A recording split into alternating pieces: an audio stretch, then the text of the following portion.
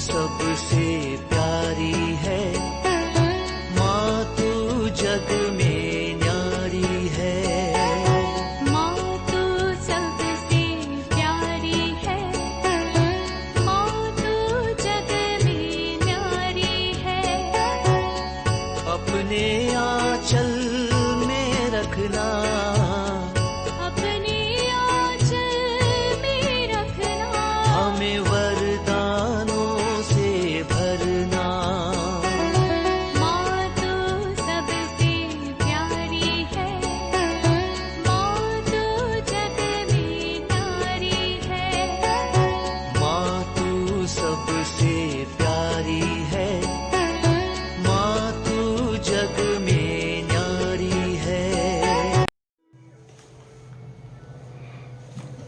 पिता, पुत्र और पवित्र आत्मा के नाम पर आमीन। आप सबों को जय यीशु।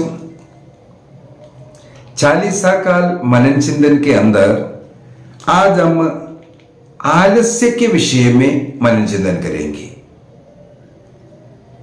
पवित्र वचन प्रवक्ता ग्रंथ उसके अध्याय 33 वाक्य 29 में, सिराक चैप्टर 33 वर्स 29 में लिखा हुआ है, आलस्य अनेकों बुराइयों की जड़ है।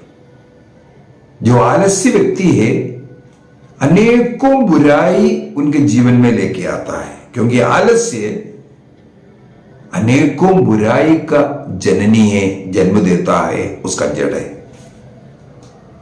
इसलिए आलस्य नाम का इस पाप से हमें मेहनती बन करके दूर करने की जरूरत है। अनेकों ऐसा युवक युवतियों को देखते हैं, अगर पूछे क्या कर रहे बेटा या बेटी, हम कंपटीशन की तैयारी कर रहे हैं। कंपटीशन कितना पढ़ा है? 10वीं पढ़ा, 12वीं पढ़ा, नहीं तो कोई कोई बोलता है डिग्री हो गया। क्या डिग्री है? बीए किया, अभी आईएएस का तैयारी कर रहा है। क्या तैयारी है? क्या कंपटीशन करने के लिए कई वर्षों के लिए तैयारी। माता पिता जो दिन रात मेहनत कर करके, कष्ट उठा करके जो पैसा कमा रहा है, इस प्रकार कंपटीशन के नाम पर बच्चे बर्बाद करता है।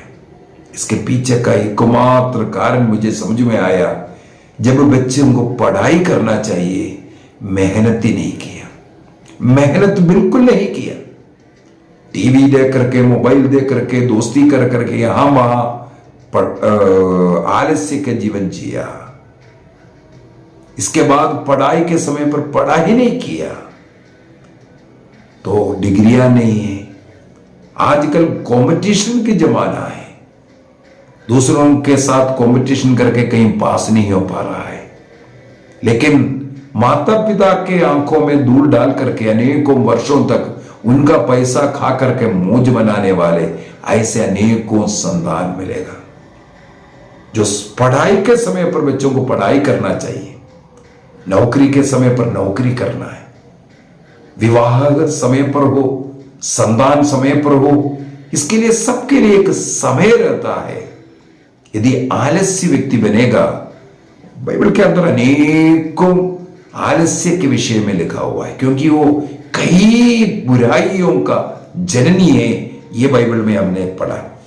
यदि हम लोग प्रवक्ता ग्रंथ उसके अध्याय 22 वाक्य 1 और 2 को पढ़ेंगे, सिराक चैप्टर 22 वर्स 1 और 2, वहां पर लिखा है, आलसी व्यक्ति कीचड़ में पड़े हुए पत्थर जैसे हैं, सबको उसके कलंक की निंदा करते हैं। आलसी व्यक्ति को कोई भी तारीफ नहीं करेगा, वो कीचड़ में पड़ा हुआ पत्थर के समान है, सब उसे निंदा ही करता है। और अगला वाक्य 2 में, आलसी मल के टुकड़े हैं, सबको उसे छूकर तुरंत हाथ झटकाते हैं, क्योंकि मल का टुकड़ा है, ची बोल करके हाथ धोएगा। इस प्रकार एक निकृष्ट जीवी बन जाता है मनुष्य। एक बार मैं रिट्रीट के लिए किसी जगह गया है, वहां पर हाउस विजिटिंग हम लोग करते हैं। शाम के समय पर पल्ली में रिट्रीट है सबों के लिए, दिन के समय पर हाउस विजिटिंग। इस प्रकार वहां के कैटेकिस्ट के साथ किसी घर में करीब 12-1 बजने वाला था, उस समय पर पहुंचा। तो हम लोग आवाज दे रहे, कटकटा रहा है, कोई आकर के खोल नहीं रहा है। तो कैटेकिस्ट ने दरवाजा खोल करके, जो फाटक खोल करके अंदर गए, हम लोग दोनों गया। उनका घर का दरवाजा भी खोला, कोई नहीं आ रहा है। घर के अंदर हम लोग प्रवेश किया, आवाज दे रहा है, बुला रहा है, कोई नहीं। ये कहाँ गया? जिसके बाद वो कैटेकिस्ट ने पास का एक बेडरूम है, उस बेडरूम को थोड़ा सा धक्का दिया तो वो खुला। देखा तो वहां पर चादर ओढ़ करके एक लड़का लेटा हुआ है, सो रहा है। इसके बाद उससे बात किया, कहाँ है, क्या है, पापा कहाँ है, मम्मी कहाँ है? लोग सब कहीं बाहर गया होगा, उसको मालूम नहीं है, लेटा हुआ है। इसके बाद वो चादर अपने सिर पर उठा, इसके बाद सो रहा है। उसने फिर दूसरा कमरा खोल कर देखा, वहां देखकर वहां पर भी एक और पड़ा हुआ है। 2 भाई 30-35 साल के, 2 लड़के। रात्रि भर हो सकता है मोबाइल देखता होगा, पता नहीं क्या है, अन्यथा ये दिन में इस प्रकार कैसे सो सकता है? मैंने उस घर का हालत देख करके मैंने सोचा, 2 इतने बड़े बड़े लड़के, और मुझे पता चला कुछ काम नहीं करता, ना पढ़ाई किया, पढ़े पढ़े माता पिता कमा करके लेके आता है, खिलाता है। ये पाप में ऐसे पड़ा हुआ लोग। इसके प्रकार के लोगों के विषय में बाइबल में यह लिखा है, सूक्ति ग्रंथ उसके अध्याय 10 वाक्य 4 में लिखा है, आलसी का हाथ गरीब बनाता है। आलसी हाथ गरीब बनाता है। और अध्याय 13 का वाक्य 4 में लिखा हुआ है, आलसी की आशा व्यर्थ है। जो मेहनत नहीं करता, वो पढ़ा लिखा 10 क्लास है, कलेक्टर बनने का स्वप्न देख रहा है, ये व्यर्थ है। केवल कंपटीशन बोल करके पैसा का खर्च कर रहा है तुम लोग। क्योंकि पढ़ाई, जो स्कूली पढ़ाई करना था, मेहनत करना था, तब दोस्ती कर करके घुमा, नशा कर करके घुमा, पढ़ाई नहीं किया, मोबाइल चाहिए था, मोटरसाइकिल चाहिए था, इस प्रकार अपने जीवन को बर्बाद किया। यह सब आलस्य का। मेहनत करो, पढ़ लिख करके कुछ बनो, इसके बाद मोटरसाइकिल क्या है, कार क्या है, सबसे महंगा महंगा खरीदो ना। आप अपने मेहनत कर करके माता पिता के पैसे के ऊपर इस प्रकार जीवन जीना बहुत गलत है, बहुत गलत बात। उसी प्रकार सूक्ति ग्रंथ अध्याय 19 वाक्य 15 के अंदर, जैसे मैंने बोला है, 30-35 साल का लड़के पड़ा हुआ है, सो रहा है, सोते सोते जा रहा है। यहां पर वचन में लिखा है, प्रोवर्ब्स चैप्टर 19 वर्स 15 के अंदर, आलस्य मनुष्य को गहरी नींद में सुलाता है, आलसी का पेट भूखा ही रहता है, तब भी वो सोते रहेगा। आलसी व्यक्ति को इतना नींद आता है, दोपहर का 12 बज गया, इसके बाद भी वो लेटा हुआ है, सोते जा रहा है, नाश्ता भी नहीं किया। बाप कहाँ है मालूम नहीं बोलता है, मम्मी कहाँ है मालूम नहीं बोलता है। इस प्रकार दिन है या रात है उसको मालूम नहीं, इस प्रकार लेटने वाला। अध्याय 26 में भी इसके विषय में थोड़ा सा लिखा हुआ है। वहां पर 26 वाक्य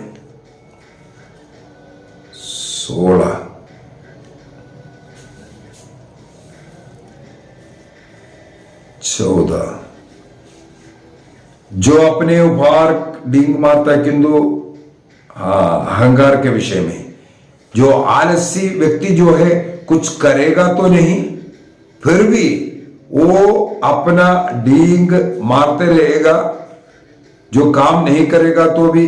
वाक्य 13 से, पूरा वाक्य 13 से आलसी का चित्र बोल करके हेडिंग भी डाला हुआ है। प्रोवर्ब्स चैप्टर 26 वाक्य 13 से 14, 15 ये सब वाक्य आलस्य के विषय में है। सिंह बाहर खड़ा है, सिंह गलियों में है, इसलिए वो बाहर निकलेगा नहीं, वो पड़े पड़े सो रहा है। इसके बाद वाक्य 14 में लिखा है, जिस तरह किवाड़ अपने कब्जे में घूमता है, किवाड़ कब्जे में जैसे घूमता है, उसी तरह आलसी व्यक्ति पलंग पर करवटें बदलते रहेगा।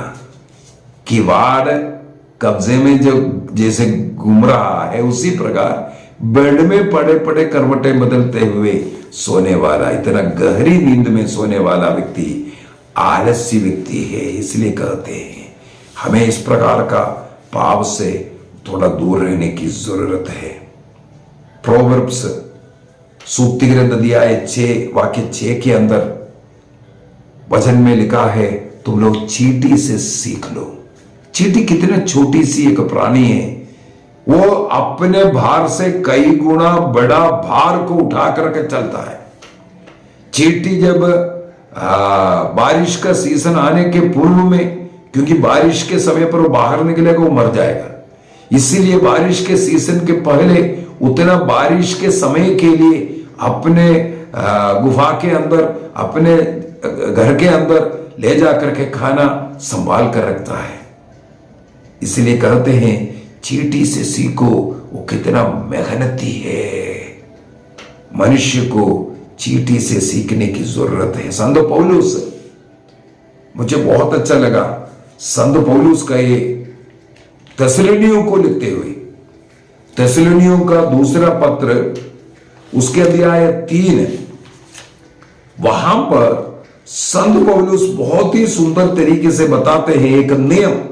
मैं तुम्हारे बीच में रहते वक्त एक नियम बनाया था, उस नियम यह है, जो मेहनत नहीं करता, जो काम नहीं करता, वो भोजन ना खावे। पढ़ लेता हूं, 2 थिस्सलुनी चैप्टर 3 वर्स 10। आपके बीच रहते समय हमने आपको एक नियम दिया था। क्या नियम था? जो काम करना नहीं चाहता, जो काम करना नहीं चाहता, जो आलसी व्यक्ति है, उसे भोजन नहीं दिया जाए।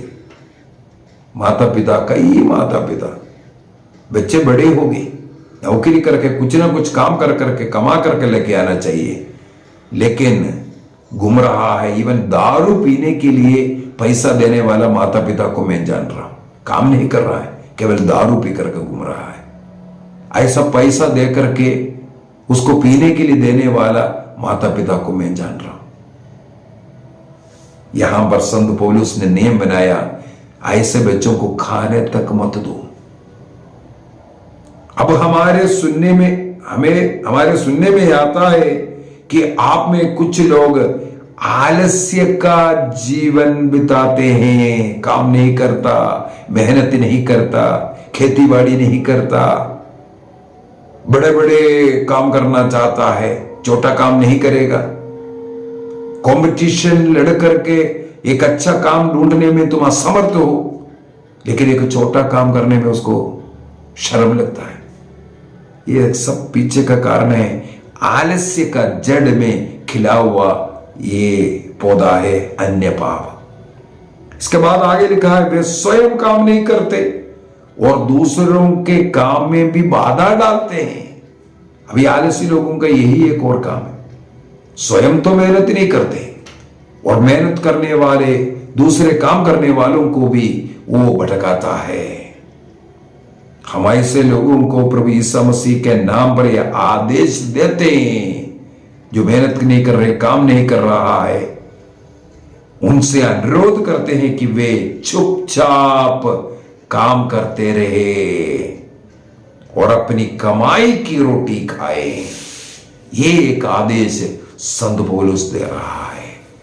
ये सभी युवक युवती, सभी बच्चों के लिए, घर में जो माता पिता का मदद कर सकता है, मेहनत करो, कुछ चर्च का काम करो, कभी भी काम करे बगैर नहीं बैठना, कुछ ना कुछ करते रहना।